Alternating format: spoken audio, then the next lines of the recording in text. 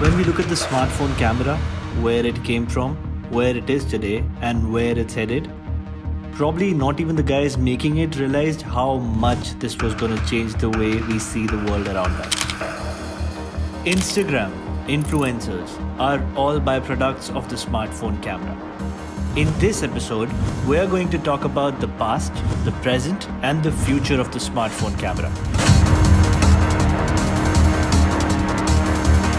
Sharp came up with the first camera phone in 2000 and the built-in camera was capable of doing 0.35 megapixel. Then came the Sanyo 5300 in 2002 and it could capture images up to 640 into 480 pixels. It was in 2005 that the actual smartphone revolution began. It was the Nokia N90 which came with a 2 megapixel camera and it had Carl Zeiss optics along with autofocus and an LED flash. This would change the smartphone photography game forever. According to a smartphone survey in 2014, 92% of people were just buying their smartphones based on its camera performance. This started a war between smartphone makers all over the world and the race to ace the smartphone camera began. Millions of dollars were being invested in smartphone camera R&D, which meant innovation. Front-facing cameras for selfie, dual camera setups, portrait mode, ultra-wide lens, HDR, low-light photography, triple camera setups. Every picture became sharper and sharper. So every time you touch that shutter button, there are multiple processes that happen in the background to give you that perfect shot. To understand the same better, we went to OnePlus's camera R&D lab in Taipei, China, where we'll get to understand that what is it that actually goes on inside making a smartphone camera in 2019.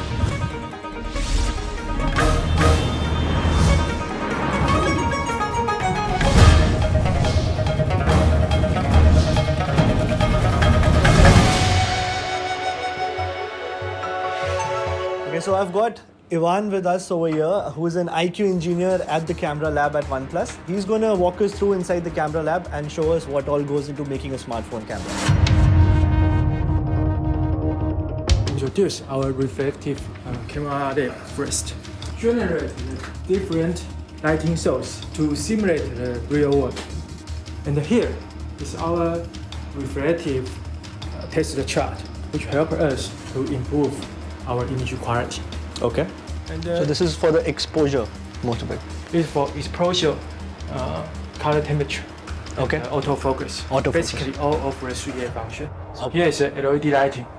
We ensure our exposure time is 100% correctly. Environment help us to generate very, very high dynamic range, simulate to the real world. Even again, the DSLR cannot reach this. One of the most advanced lab in Asia area. Oh, okay. So all the tests will be finished by robotic arm. So it can generate around 1800 test results every day. So it's a very state-of-the-art laboratory you've got in here. Yeah, it's quite important.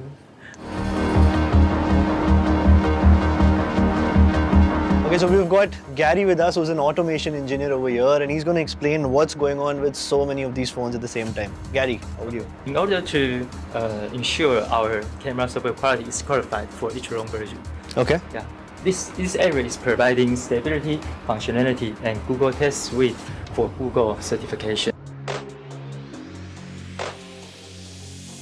Alright, so where does this leave us? The smartphone camera has come a long way since its inception, and brands like OnePlus are investing heavily to shape the future of the smartphone photography. The day when a smartphone camera actually replaces a proper DSLR is not that far.